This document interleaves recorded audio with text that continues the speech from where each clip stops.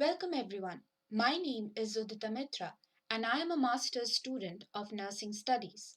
Today I am going to discuss my work around ethical issues faced by research nurses with informed consent in a critical care setting. But why is it necessary to discuss this topic? Let me start with explaining the fact that the nurse's role is not restricted to mere clinical care. It has now expanded and evolved with new opportunities. One of such role is of research nurses, who are specially recruited to conduct clinical trials by screening patients, obtaining consent, and collecting data.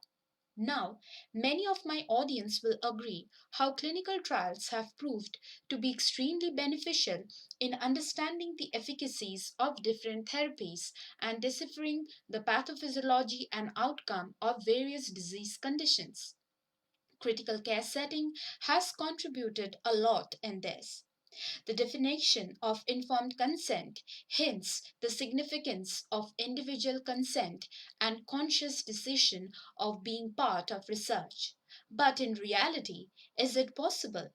During my placement in Royal Infirmary, I came to realize that, pragmatically, the process of obtaining consent from the patients, most of whom are vulnerable subjects affected by sedatives, painkillers, artificial ventilators, or are in coma, which is a state of unconsciousness, become ineffective and incompetent to grant their approvals.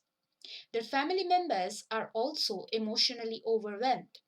Also, in this setting, most of the patients are included in the first 24 hours, which is a critical phase, and nurses felt guilty to approach the family members.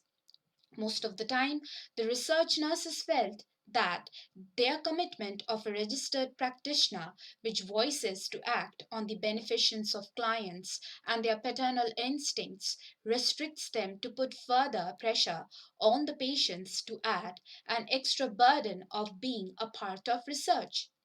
The nurses have felt emotional burden to explain equipoise to the patients, and that might affect the process of recruitment as the core clinical values were dominant most of the time, which clashed with the responsibility in the study and felt that they are selling the study to the patients. All in all, there was always a conflict to maintain standards of good clinical practice and Nursing and Midwifery Council's professional code of conduct. The nurses also expressed they could not voice their insecurities and anxieties regarding the recruitment process. To overcome these challenges, it is very important to provide a healthy professional arena where research nurses can work as a part of a team. It is also essential to conduct researches and understand the attitude and psychological issues which mostly remain unattended or unanswered.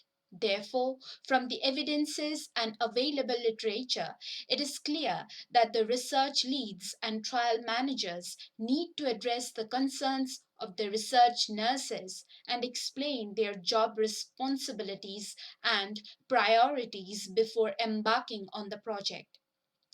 And it is also required to provide full support before the trial, during the ongoing study, and obtain feedbacks for future ventures.